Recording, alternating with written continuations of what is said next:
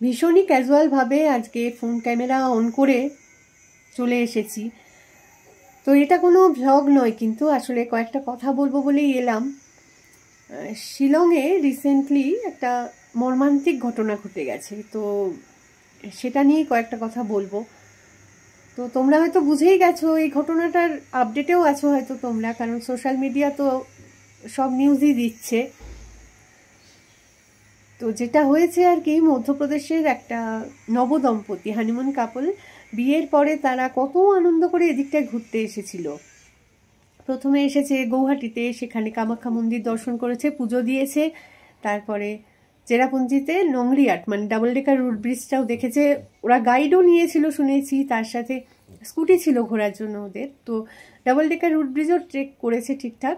এরপর চেরাপুঞ্জির ওয়াইসরডং ফলসের কাছে এসে কি যে ঘটেছে কেউ মানে জানে না এখনো ঠিকভাবে। তো হঠাৎ করে তাদের মানে ফোন ডিসকানেক্ট হয়ে যায়, বাড়ির লোকও খোঁজ পাচ্ছে না, তারা নিখোঁজই হয়ে যায়। এরপরে তো ওদের বাড়ির লোক জানায়, মধ্যপ্রদেশের তো ওরা, তো মধ্যপ্রদেশের পুলিশকে জানায়, তারা মেঘালয় পুলিশের সঙ্গে কন্ট্যাক্ট করে।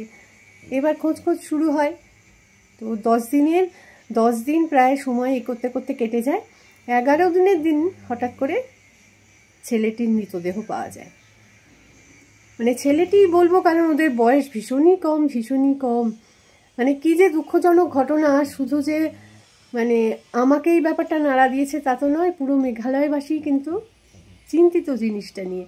কেন ঘটলো এরকম ঘটনা, মানে কিভাবে, কে কোন মোটিভে কি কাজ করলো, কি মানে ক্রাইম করে ফেললো, যার জন্য মানে এরকম সুন্দর দুটো প্রাণ।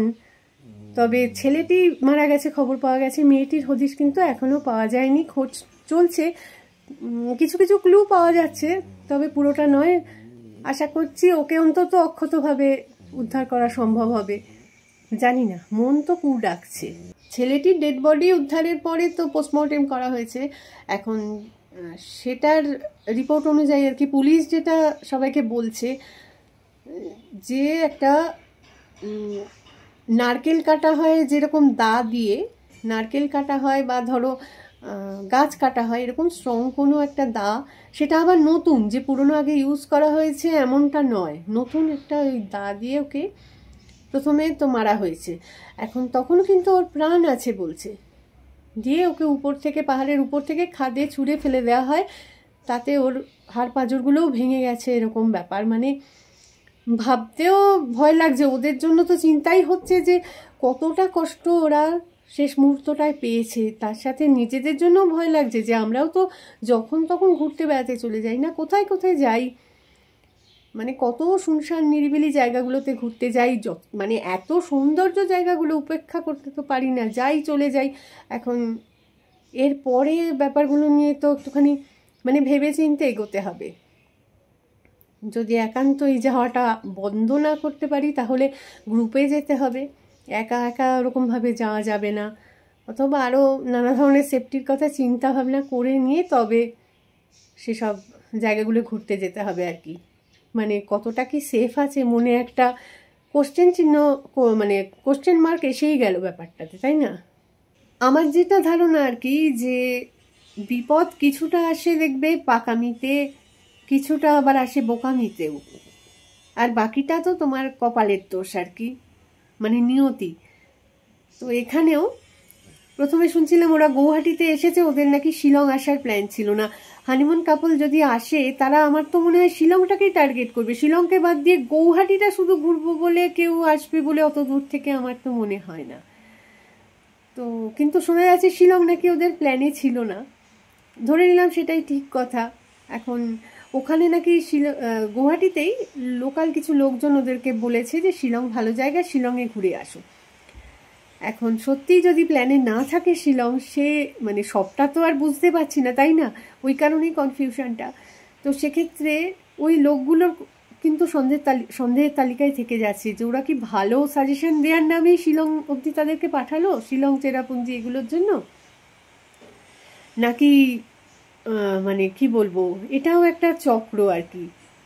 যখন দেখছে যে মানে মানে প্রথম দর্শনে যেটা ওদেরকে দেখে মনে হচ্ছে যে নতুন বিয়ে হওয়া কাপল, একটা গয়নাগাটি পরে পর্যন্ত ওরা এসেছে, পয়সা মানে বিত্তবান আর কি, দেখে যেটা মনে হচ্ছে যে পয়সা কড়ি আছে।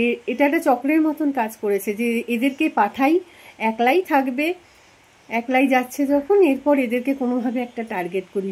হতেও পারে, কিছুই বলা যায় না, তাই না? ওদের ক্ষেত্রে যে বোকামিটা হয়েছে সেটা হচ্ছে গয়নাগাটি পরে কোনো জায়গায় ঘুরতে যাওয়া উচিত না। সেটা শিলং কেন, অন্য কোনো জায়গাতেই নয়, কারণ এগুলো খারাপ মানুষকে দেখবে অ্যাট্রাক্ট করে। যাদের অভিসন্ধি খারাপ আর কি, তারা তো সুযোগ খুঁজবেই।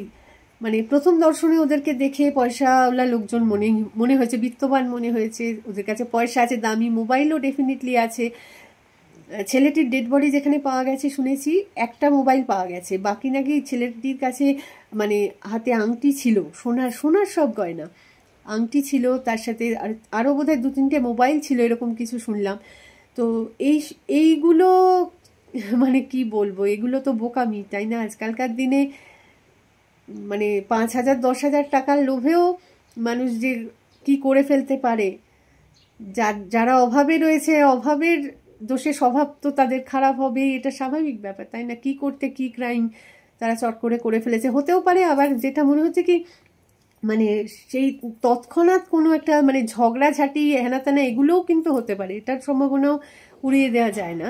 যেমন একটা কল রেকর্ডিং পাওয়া যাচ্ছিল, মেয়েটি তার শাশুড়ির সঙ্গে কথা বলছে আর কি, পাহাড়টা দিয়ে ওঠার সময় যে কথাগুলো বলছে, যে মানে চড়াই তো সমানে উঠছে আর কি, উপরে উঠতে উঠতে একটু হাঁপ ধরে যাচ্ছে। তো বলছে খাওয়া দাওয়া এখানে কিছু ভালো পাওয়া যাচ্ছে না, এমনিতেই মেয়েটি নাকি সেদিন উপবাস ছিল, তো উপোস করে রয়েছে সে, এমনি শরীরে একটা থাকান রয়েছে, তার মধ্যে বলছে খাওয়া দাওয়া কিছু পাওয়া যাচ্ছে না, মানে পাওয়াই যায় না, যাও পাওয়া যাচ্ছে তার মধ্যে ওরা বোধহয় কফি খেতে চেয়েছে, বলছে একটুখানি তার মধ্যে যদি ধরো দুধ দিয়েছে তো 3 মগ জল দিয়ে দিয়েছে, এরকম ব্যাপার আর কি, মানে খুবই অখাদ্য আর কি। ও আবার মেয়েটি নাকি ফেলেও দিয়েছে কফিটা, এরকমই রেকর্ডিংটাই শুনছিলাম। তো হতে পারে ওরা হয়তো কোনো একটা খারাপ মন্তব্য করে ফেলেছে বা কিছু, সেটাতে হয়তো ঝগড়াঝাটির সৃষ্টি হয়েছে, ঝগড়াঝাটির চোটে রেগে গিয়ে জানি না কি কিছু, সেখান থেকেই বিপদের শুরু কিনা, হতেও পারে। মানে এইগুলো আর কি।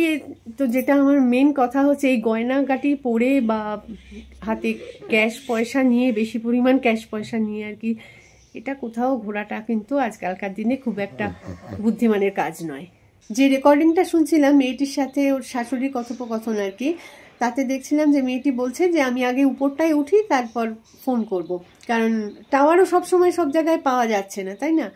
টাওয়ারটাও পাওয়া যায় না। সত্যি ওই জায়গাগুলোর এমন অবস্থা, ঘন জঙ্গল, মেঘে ঢাকা থাকে। আর এই মুহূর্তে শিলংয়ের যেরকম ওয়েদার হয়ে রয়েছে, শিলং চেরাপুঞ্জি তো আরও বেশি, সব সময় বৃষ্টি হচ্ছে, সবটা সময় বৃষ্টি হচ্ছে, আর মেঘে ঢাকা একদম ওই জায়গাগুলো, তার মধ্যে পিছল, পাথুরে পথটাই তো পুরো পিছল আর কি, মানে সুস্থ মানুষও ওখান থেকে পড়ে গিয়ে বিপদ ঘটে যেতে পারে।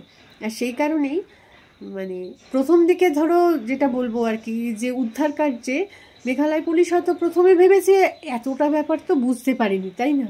তো একটুখানি হয়তো কাজটা, উদ্ধার কার্য শুরু করতে একটুখানি কি বলবো, ধীরে সুস্থে শুরু হয়েছে, তারপরে কিন্তু তারা করছে, পুরোটাই চেষ্টা চালিয়ে যাচ্ছে, কিন্তু এই উদ্ধার কার্যে দেরি হচ্ছে এই খারাপ ওয়েদারের জন্য। কতক্ষণ আর উদ্ধার করবে, মানে যতজন যারাও উদ্ধার করতে যাচ্ছে তারাও তো মানুষ, ওই পথটায় যা ওঠানামা করা যে কি কষ্টকর সে তো জানি আর কি। ছেলেটির তবু ডেড বডি তো পাওয়া গেছে, কিন্তু মেয়েটি এখনো উদ্ধার করা সম্ভব হয়নি। আর তার জন্য, মেয়েটির জন্যই আমার বেশি চিন্তা হচ্ছে যে সে কি অবস্থায় আছে। দেখো অনেকে হয়তো ভাবছে যে মেয়েটি হয়তো দোষী, কোনোভাবে সে নিজেকে ঠিক বাঁচিয়ে নিয়ে কোথাও চলে গেছে বা কিছু, পরে হয়তো সেটা জানা যাবে, কিন্তু আমার মনে হয় না, আমার মনে হচ্ছে না জিনিসটা। আমার যেটা মনে হচ্ছে আরো সেটা ভয়ঙ্কর আর কি, যে যদি ওকে মেরে দিত তবু হয়তো বেঁচে যেত, কিন্তু এখন যদি ওকে কিডন্যাপ করে কোথাও গিয়ে আটকে রাখে, তাহলে তো ও প্রতিদিনের তরে মরছে আর কি। সেটা যে কি বিভীষিকাময় আমি ভাবতে পারছি না। আর যে সমস্ত ট্যুরিস্ট মেঘালয় আসবে বলে হয়তো প্ল্যান করে রেখেছে বা মানে আসতে চায় আর কি, এখন না হোক পরেও আসবে বলে ভেবেছে, তারা না এই ঘটনাটা শোনার পরে এখন বলছে যে মেঘালয় কি আদৌ সেফ, আদৌ কি যাওয়া উচিত। জানি না, একটা ঘটনা ঘটে গেলে তারপরে সবারই এটা মনে হয়, আমারও যে মনে হচ্ছে না তা কিন্তু নয়। কিন্তু এতদিন মেঘালয়কে যেভাবে দেখেছি ভীষণভাবেই সেফ। এখানে কোনো মেয়েদের টোনটিটকিরিও কোনো দিন করা হয় না, ইপটিজিংয়ের ব্যাপার ট্যাপার কিছুই নেই। অন্যান্য শহরে যেগুলো হয় আর কি, এখানে কিন্তু সেগুলো হয় না, কারণ এটা সমাজটা তো হচ্ছে নারীতান্ত্রিক সমাজ, তাই না? তো নারীদেরই দাপটটা বেশি। পুরুষদের এখানে বরং শ্বশুরবাড়ি যেতে হয়, ফলে তারা সবার সাথে মানিয়ে নিয়ে চলাটাই তারা প্র্যাকটিস করে থাকে। তো ফলে তারা যথেষ্ট পোলাইট, সেই কারণে তারা তো ওরকম হিংস্র টাইপ কিছু হয় না। ফলে এতদিন তো কিছু দেখিনি এরকম করার মতন, যে না কোনো গয়না পরা মেয়ে এসেও সামনে দাঁড়িয়ে গেলে তারা যে তার কোনো ক্ষতি করার জন্য এগিয়ে যাবে বলতে পারি না। তবে কি ওই ওয়াইসারডাঙের জায়গাটাতে একবার দুবার কিন্তু শুনেছি যে ওখানে কিছু খারাপ ট্রাইবসও আছে। দেখো, ট্রাইবালরা সবাই কিন্তু ভালো হয় না। যেমন কি বলবো আমি, এটা তো আমরাও বলি তাই না, কট্টর হিন্দু যেমন আছে, কট্টর মৌলবাদীও আছে, তেমন এখানেও খারাপ এরকম কট্টর ট্রাইবসও কিন্তু রয়েছে, তাই না? যাদের কি বলবো, এদের কোনো দেখলেই তোমার মনে হবে কি যে এরা এখনো মানুষই হয়নি। তোমার প্রথমেই যে কথাটা তাদেরকে দেখে মুখ দিয়ে বেরোবে, বা মানে চিন্তা ভাবনায় আসবে আর কি, মুখ দিয়ে বেরোবে না হয়তো, চিন্তা ভাবনায় যেটা আসবে যে দূর এরা মানুষই হয়নি, এদের সঙ্গে কি বা কথা বলবো। এরকম জায়গাও রয়েছে, ওয়াইসারডাঙের জায়গাটাতেও এরকম ট্রাইবাল ঝামেলা কিন্তু মাঝে মাঝে লাগে। দু বছর আগেই বোধহয়, মনে পড়ছে এক্সাক্ট টাইমটা মনে পড়ছে না, ওয়াইসারডাঙে ঘুরতে গিয়ে দেখি মানে ওইখান থেকে ডাইনথেলেন এরিয়াটা থেকে ওই জায়গাটা পুরো বন্ধ করে দিয়েছিল, পুলিশ আর যেতে দিল না, কারণ হচ্ছে দুটো ট্রাইবাল গোষ্ঠীর মধ্যে কিছু একটা ঝামেলা হয়েছে। তো সেই কারণে ওখানে ট্যুরিস্টদের যাওয়া বারণ করে দিয়েছিল। এই ঘটনা কিন্তু দেখেছি, এমনটা নয় যে হয়নি। তো সেই কারণে বলছি হতেও পারে। তবে একটা কনফিউশন নয় যে দাটা ইউজ করবে, ধরো একটা ক্রিমিনাল যে সে ক্রাইমটা করেছে ওখানে, করে পাশেই দাটাকে ফেলে রেখে চলে যাবে, এটা কেমন একটা সন্দেহজনক না? একটা প্রুফ রেখে কেউ কি যায়?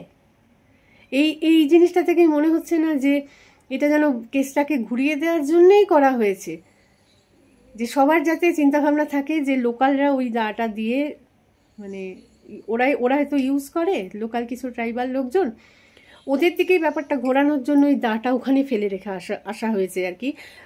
কিন্তু মানে আসলে কাজ করে গেছে অন্য লোক। এটা একটা যথেষ্ট সন্দেহ কাজ করছে আমার, যেটা ভেবে আমার বারবার খারাপ লাগছে যে কি সুন্দর বিয়ে করে ওরা, মানে প্ল্যানটা ছিল নিশ্চয়ই যে ঘুরে বেরিয়ে যাই, তারপরে মানে জীবনটাকে সুন্দর করে সাজাবো দুজন মিলে। সেই জিনিসটা কিভাবে মানে শেষ হয়ে গেল, কি আশা নিয়ে বাড়ি থেকে বেরিয়েছিল সেদিন, আর কি দাঁড়ালো। ছেলেটার যে মৃতদেহ পাওয়া গেছে সেখানে ছেলেটির একটা রেনকোট টাইপের পাওয়া গেছে। তো মেয়েটিকে খোঁজার যে ক্লুটা এতদিনে পাওয়া গেছে, ওই ছেলেটির যে কোম্পানির লোগো রয়েছে ওই জ্যাকেটটার মধ্যে, এক্স্যাক্ট ওই লোগোযুক্ত একটা, ওই লোগোটাই আছে এরকম একটা পরিত্যক্ত জ্যাকেট আর কি, জ্যাকেট বা রেনকোট, সেটা পাওয়া গেছে এক জায়গায়। ওই মানে ডেড বডি পাওয়া গেছে যে স্পটে, সেই তারই কাছাকাছির মধ্যে।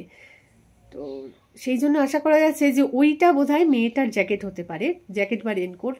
এটা ওদের বাড়ির লোকের একটা রেকর্ডিং আমি শুনলাম যে ওর মা ওই জিনিসটা কিন্তু ওনাকে দেখানো হয়েছে বোধহয়, উনি ওটা চিনতে পারেননি, কারণ বলছেন যে এটা হয়তো ওরা ওখানে যাওয়ার পরে, পৌঁছানোর পর গিয়ে কিনেছে আর কি। বৃষ্টি দেখে যেরকম স্বাভাবিক ব্যাপার, চরম বৃষ্টি দেখেছে এতগুলো ঘোরার জায়গা আছে, ঘুরবো, তো সেই কারণে দুজনে একই রকম দুটো রেনকোট কিনে নি, খুব স্বাভাবিক, এর মধ্যে কোনো ভুল কিছু নেই। তো ওইভাবে মেয়েটির ওটা আশা করা হচ্ছে যে ওই পরিত্যক্ত জ্যাকেটটা হয়তো মেয়েটার হতে পারে, কারণ একই কোম্পানির যেহেতু। এখন সেখান থেকে ওই জায়গাটা থেকে এবার মেয়েটিকে খোঁজা শুরু হয়েছে, যে ওটার আশেপাশে যেখানে জ্যাকেট পাওয়া গেছে আশেপাশটায় নিশ্চয়ই মেয়েটিকে যদি খুঁজে পাওয়া যায়। এখন কিছু লোক বলছে কি যে ওদিকটা থেকে সবার, আমি জানি না, অনেকে ভিডিও বানাচ্ছে, বলছে যে মেয়েটি হয়তো বাংলাদেশের দিকে চলে গেছে। এখন পুলিশের ইয়েতেও আমি শুনলাম বক্তব্যে যে ওখানটা দিয়ে নিচের দিকটাতে, খাদের একদম নিচের সাইড করে দিয়ে একটা গ্রাম ঠাম রয়েছে, ওই গ্রামেও জিজ্ঞাসাবাদ করা হচ্ছে আর কি। মেয়েটি যদি হাঁটতে হাঁটতে নিচের দিকে নামতে যদি কোনো গ্রামে পৌঁছে যায়, সেটা তো আমার মনে হয় না নিচ অব্দি গিয়ে বাংলাদেশ পেয়ে যাবে, বাংলাদেশটা দূরে আছে, অনেকেই মানে দেখলাম যে থাম্বনেল করে দিচ্ছে একদম, যে মেয়েটি কি বাংলাদেশে চলে গেছে। বাংলাদেশ কাছাকাছি, আমি সবটাই বুঝলাম, যাওয়া যে যায় না এমনটা নয়, তবে ওই পথে চট করে যাওয়াটা কিন্তু মানে সুবিধা নয়। ওই পথে হাঁটা চলা করাটাই মুশকিল, এতটাই চড়াই উতরাই, এতটা পাথুরে। আর মেয়েটার যা মনের অবস্থা, সেই অবস্থায় সে আর কিছু করতে পারবে বলে তো জানি না। মনটা খুবই উতলা হয়েছিল, তো সে কারণে ভাবলাম যে তোমাদের সাথে কথাগুলো একটুখানি শেয়ার করি, যদি মনটা একটু হালকা হয় আর কি। তো এইটুকুনি আজকের মতন, আবার পরে আসবো।